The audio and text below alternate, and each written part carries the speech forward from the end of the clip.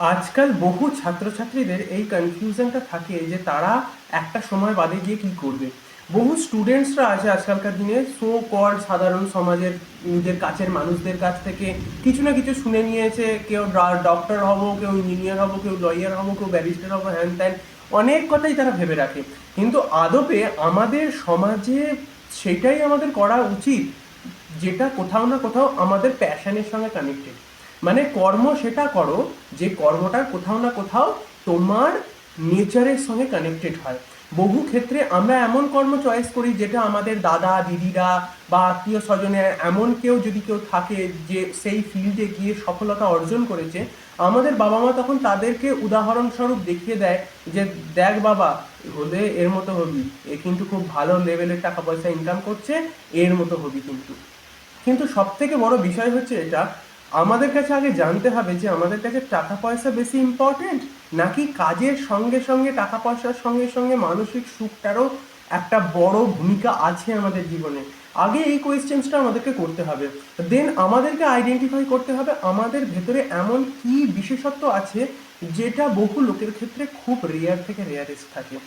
আইনস্টাইনের মতে আমরা প্রত্যেকেই ইউনিক, এবং আমরা প্রত্যেকেই নিজের ভেতরে কোনো না কোনো বিশেষ গুণকে ধারণ করে রেখে দিয়েছি, যার মাধ্যমে যেটা হয়তো এখন প্রচ্ছন্ন আছে, পরে সময় এটা প্রকট হয়ে উঠবে, যার মাধ্যমে আমরা এই জগৎ সংসারে নিজেদেরকে সুপ্রতিষ্ঠিত করতে পারি, আর্থিক দিক থেকে এবং তথা সামাজিক দিক থেকে।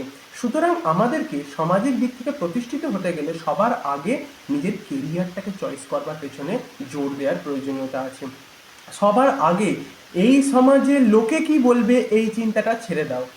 লোকে কি বলবে এই চিন্তাটা ছেড়ে দাও। কাজ সেটা করো যেটা তোমার প্যাশন, যেটা তোমার বেসিক নেচার। আমি এর আগেও বহুবার বলেছি যে বাঁদরের কাজ হলো একটা গাছ থেকে অন্য গাছে লাফিয়ে ফল সংগ্রহ করা, আর মাছের কাজ হচ্ছে জলে নেমে সাঁতার কাটা।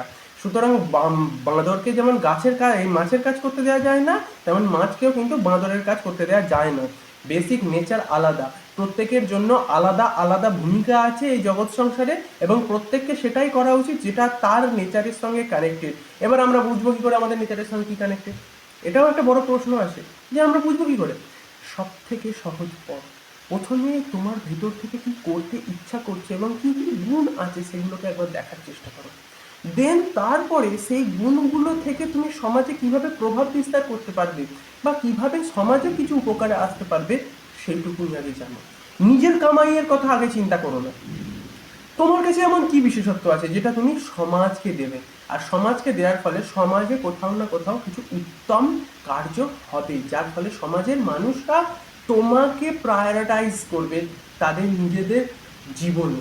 সুতরাং তোমাদের উচিত আগে নিজেদেরকে এইভাবে বিশ্লেষণ করা যে কি এমন বিশেষত্ব আছে আমার ভেতরে। আমি তো সারাদিন ফোন ঘাঁটি, আমার তো কিছু নেই, তো ফোনের ভেতরেই দেখো না, সারাদিন যদি তোমার ফোন ঘাঁটতে ইচ্ছে করে ফোনের ভেতরেই দেখো এমন কি বিশেষত্ব আছে যেটা তুমি ফোনেই ইউজ করে অনেক কিছু করতে পারো। কেউ আছে সারাদিন বসে বসে কম্পিউটারে খেলে, কম্পিউটারে গেম খেলে, যখন গেমই তোমার খেলতে ভালো লাগে তো তখন কি গেম বানানোর ইচ্ছা হয় না? আর গেম কি করে বানাতে হয় তার কোডিংসটা শিখি, এটাও কি ইচ্ছা হয় না? তুমি যদি শেখো তো তুমি এগোবে, কিন্তু শেখার মনোযোগ যদি না, মনোভাব যদি না থাকে না, তুমি কখনোই এগোতে পারবে না। আলটিমেটলি সমাজে সেটারই প্রয়োজনীয়তা আছে যেটার অ্যাকচুয়ালি দরকার। তুমি কিছু না কিছু একটা বলে দিলে কিংবা কিছু না কিছু একটা হয়ে গেল, সেটা সম্ভব নয় যে হ্যাঁ অমুক লোকটা বলেছিল ডাক্তার হবো, ছোট থেকে ইচ্ছে ছিল, আমি বোধহয় হয়ে গেলাম ডাক্তার। ডাক্তার তো তখন হবে না যখন কোনো মুমূর্ষু রোগীকে দেখলে তোমার হৃদয় কাঁপবে, যখন তোমার মন বলবে যে না, তাকে আমাকে এক্ষুনি ত্রাণ করতে হবে, এই ভাবনা আসবে। এবং বৈদ্য যে চিকিৎসা বিজ্ঞানে সম্পূর্ণভাবে পারদর্শিতা রাখার দরকার আছে, তখনই তো তুমি হৃদয় থেকে যে কোনো মানুষের প্রাণ বাঁচানোর পর ভেতর থেকে শান্তি পাবে। না হলে সেই সমস্ত ডাক্তারের মতো অবস্থা হবে, রোজ রাত বিরেতে ছুটতে হচ্ছে, ভালো লাগছে না, এরকম মনোভাব হবে। সুতরাং করো সেটাই যেটা তোমার আত্মা থেকে আসছে। দেখো না যে তোমার জীবন কিসের জন্য উৎসর্গিত, কোন কর্ম এমন আছে যার জন্য তোমার জীবন উৎসর্গিত, এবং সেই উৎসর্গিত কর্ম কি মহান প্রভাব ফেলে এই সমাজের উপর। আগে সেটা দেখো না। তোমার জন্মগ্রহণ তুমি যে করেছো এই জগৎ সংসারে, সেটা যেন ব্যর্থ না হয়ে যায়। এই তো হাতের গোড়ায় মোটে 65-70 বছর কি 75 বছর আমাদের আয়ু আছে। তো এই যে আয়ু আমাদের আছে, সেই আয়ুটা যতক্ষণ আছে ততক্ষণ যেন আমরা সৎ ব্যবহারটা করতে পারি। আমাদের উচিত সেই দিকে মনোযোগ দেওয়া, আমাদের উচিত সেই দিকে দৃষ্টিটা রাখা। সেই জন্য সেইটাই করো যেটাতে এই জগৎ সংসারে কোনো সুপ্রভাব পড়ে, যাতে অন্তত পক্ষে মৃত্যুর পরেও তোমাকে মনে রাখে সাধারণ মানুষ যে না, এই মানুষটার এই জিনিসটা ভালো ছিল।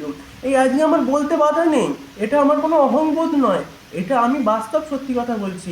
আজকে আমি নিজের ভেতরে আমি নিজের উদাহরণই বলছি। আমি আলাদা, আমার একটা প্রফেশন আছে, বাট এটা আমার একটা প্যাশন। কি প্যাশন? প্যাশন এটাই যে আমি নিজের জীবনের যে রিসার্চগুলো করেছি, যে জীবন নিয়ে যে বিশ্লেষণ আমি করেছি, জীবনের যে অধ্যায় থেকে যেগুলো আমি শিখেছি, নিজের প্রত্যেকটা ব্যর্থতা থেকে যেগুলো আমি অর্জন করেছি, যেগুলো আমি জেনেছি, সেগুলো আমি সাধারণ মানুষের কাছ অবধি পৌঁছে দেবো। তো কাছ অবধি পৌঁছে দেওয়ার জন্য আমার কাছে ইউটিউব মিডিয়া ছিল, আমি ইউটিউব মিডিয়ার প্রয়োগ করেছি। এখন দেখো আমি বলছি আর তোমরা শুনছো, সুতরাং তোমরা শুনছো, আমি বলছি, তো তোমার তুমি শিখছো কিছু, যে হ্যাঁ এই দাদা আমাদেরকে কিছু বলছে, যার ফলে আমি কিছু না কিছু শিখছি। তো এই শেখানোটা আমার কাছে সার্থক।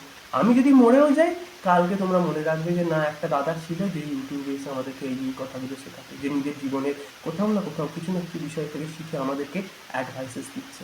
তো সব থেকে বড় বিষয় হচ্ছে তোমরাও এগুলোই কিছু করতে, এগুলো মানে কি আমি বলতে চাইছি না যে এই পথে কেউ আছে ভালো ক্রিকেট খেলো, কেউ আছে ভালো ফুটবল খেলো, কেউ আছো যারা কোথাও না কোথাও চাষবাস করতে ভালো লাগে, যাদের এগ্রিকালচারাল দিকে ঝোঁক আছে। আজকালকার দিনে তো মানুষের এগ্রিকালচারের দিকে কোনো ঝোঁকটাই নেই, যেন চাষি হব এরকম চিন্তা ভাবনা।